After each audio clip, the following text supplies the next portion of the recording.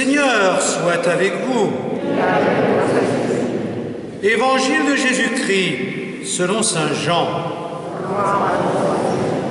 En ce temps-là, il y avait quelques Grecs parmi ceux qui étaient montés à Jérusalem pour adorer Dieu pendant la fête de la Pâque.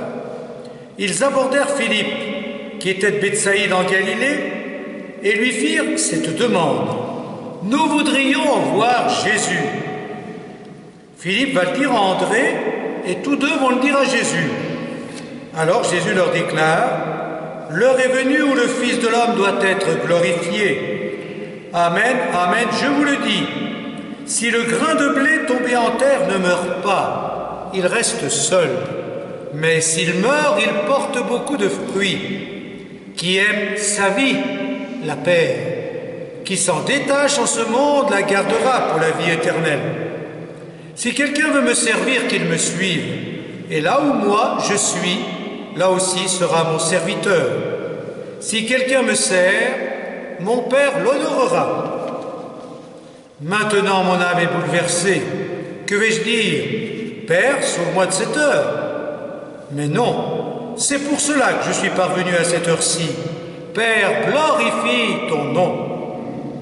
Alors du ciel vint une voix qui disait, je l'ai glorifié et je le glorifierai encore. En l'entendant, la foule qui se tenait là disait que c'était un coup de tonnerre. D'autres disaient, c'est un ange qui lui a parlé. Mais Jésus leur répondit, ce n'est pas pour moi qu'il y a eu cette voix, mais pour vous. Maintenant a lieu le jugement de ce monde. Maintenant, le prince de ce monde va être jeté dehors. Et moi, quand j'aurai été élevé de terre, j'attirerai à moi tous les hommes. Il signifiait par là de quel genre de mort il allait mourir. Acclamons la parole de Dieu.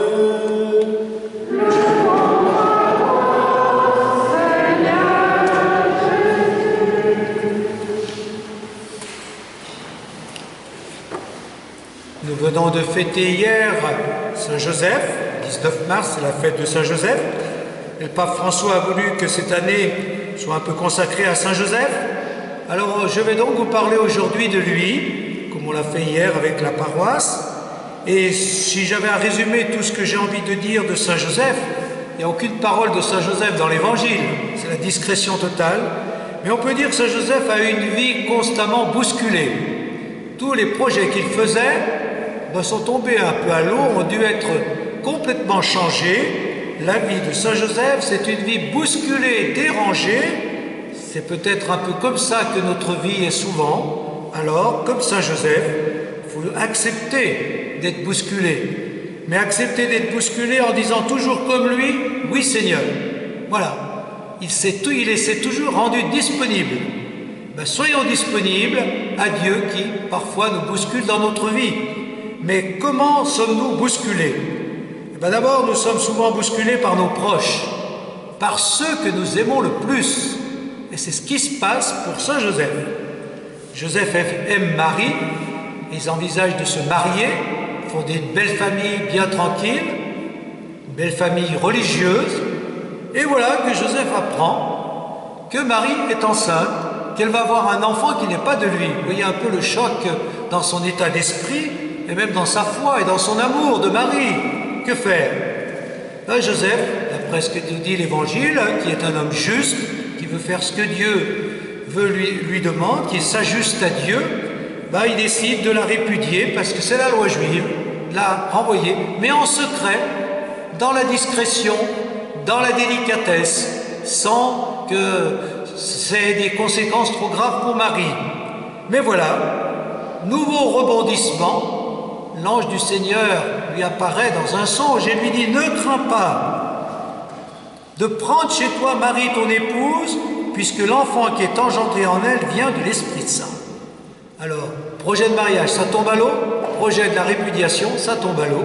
Ben voilà, cette fois, il faut prendre Marie chez toi, même si son enfant n'est pas de toi, et il le fait. Tout de suite, il le fait. Dans la foi en Dieu, dans la confiance. Eh bien, quand on est bouleversé, dérangé par nos proches, voilà, il faut continuer de les aimer tels qu'ils sont, mais c'est ce que Dieu nous demande. Alors, soyons comme Saint Joseph, acceptons d'être bousculés par ceux que nous aimons le plus. Et puis, nous pouvons être bousculés, évidemment, par Dieu lui-même. Et Saint Joseph, c'est assez curieux, est constamment bousculé dans son sommeil. Quand on dort bien tranquille, on a envie de se reposer. Ben lui, à tout moment, il fait des songes, et à travers ces songes, il entend Dieu lui dire ce qu'il faut faire. Et je vous donne l'exemple de songe, il y en a au moins 3 ou 4. Voici que l'ange lui apparut en songe et lui dit, Joseph, fils de David, ne crains pas. C'est ce qu'on ne craint pas de prendre Marie. Puis ensuite, après le départ des mages, Joseph, dans un songe, entend Dieu lui dire, lève-toi, prends l'enfant et sa mère et fuis en Égypte, parce que le roi Hérode veut éliminer tous les nouveau-nés.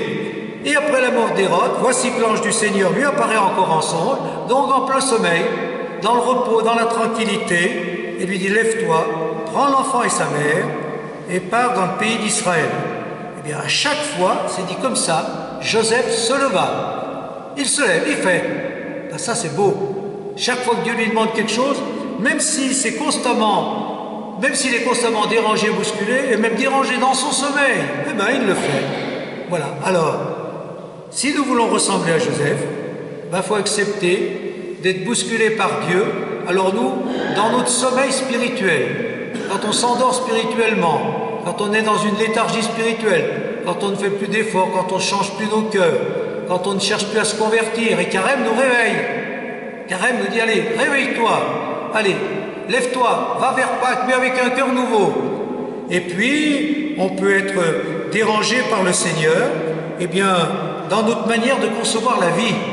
Qui aime sa vie la perd. Voilà, c'est ce que Jésus vient de dire.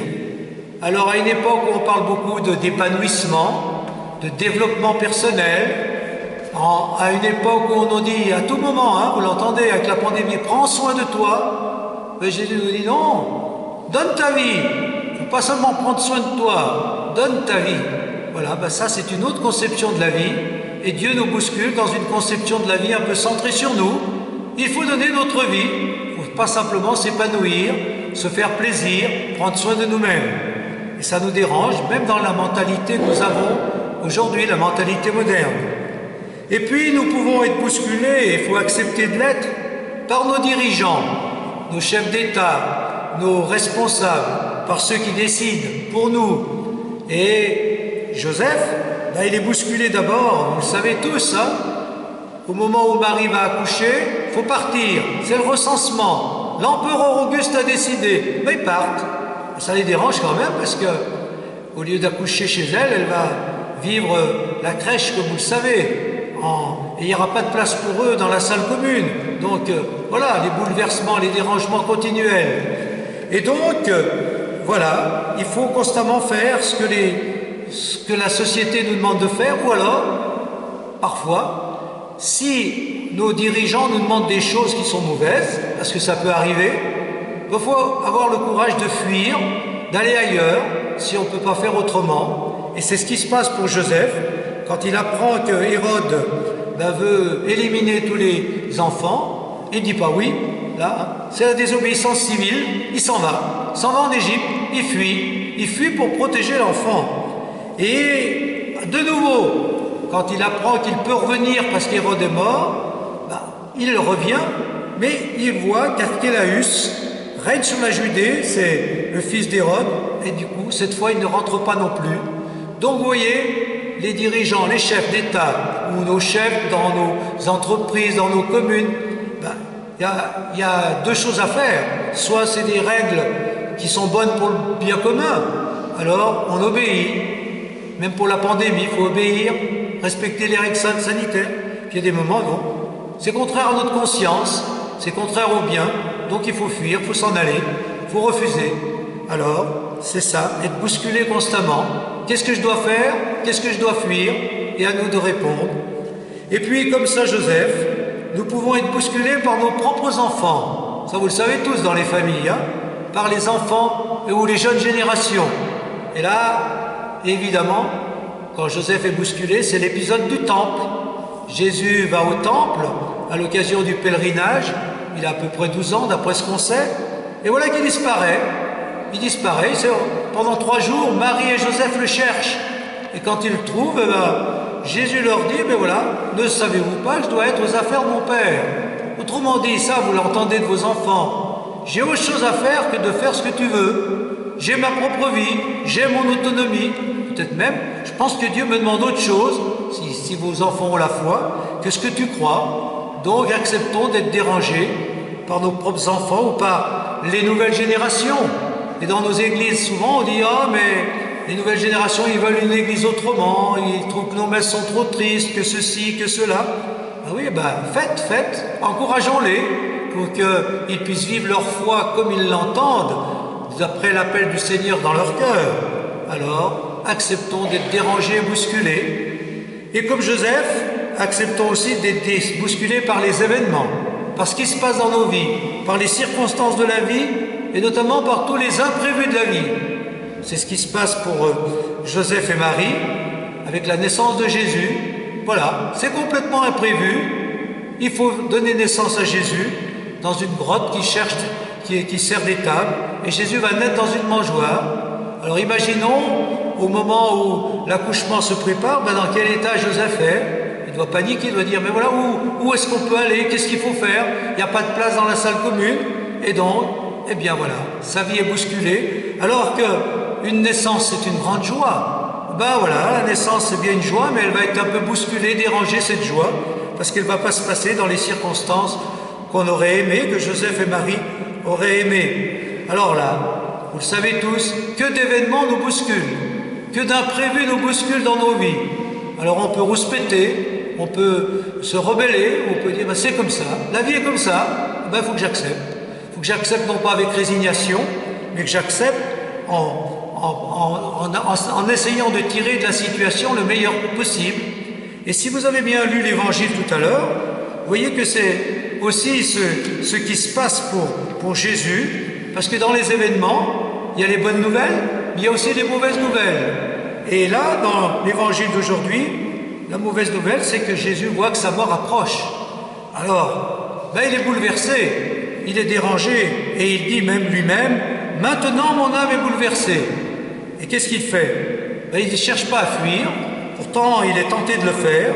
« Père, sauve-moi de cette heure. » Et puis tout de suite après, « Mais non, c'est pour cela que je suis venu. Père, glorifie ton nom. » Eh bien voilà, tirons le meilleur des événements, même de la souffrance ou de la mort. Jésus, quand il voit que sa mort approche, il est bouleversé, évidemment. Mais avec Dieu, il se dit que de cette mort, il peut tirer une glorification, un nouveau départ, un plus, un mieux. Alors c'est ça, être dérangé par la vie. Il y a plein d'événements, heureux ou malheureux, mais on essaye d'en tirer le meilleur. Une glorification, c'est-à-dire un nouveau départ vers un mieux. Et Saint Joseph a su le faire, que Dieu nous aide à le faire aussi. Peu importe ce qui nous arrive, tant mieux si c'est des bonnes nouvelles, si c'est des mauvaises, il ne faut pas se laisser abattre.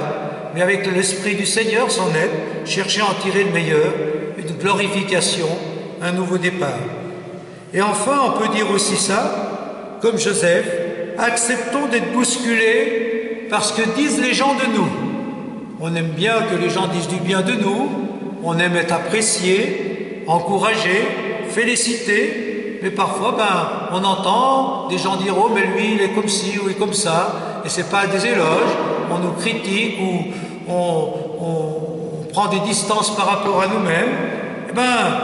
On peut dire que Joseph, lui, quand il entend des gens parler de Jésus, il y prend pour lui-même, puisque de quoi? Qu'est-ce que les gens, surtout les gens qu'il connaissent, les gens de son village, les gens de Nazareth, qu'est-ce qu'ils disent? Oh, n'est-il pas le fils du charpentier? Je veux dire, pas grand-chose. Ou alors, les gens disent, oh, mais lui, il est de Nazareth. Que peut-il sortir de bon de Nazareth? Alors, certainement, quand Joseph entend des choses comme ça, il dit, son amour-propre est bien bousculé. Et nous, ça nous arrive aussi.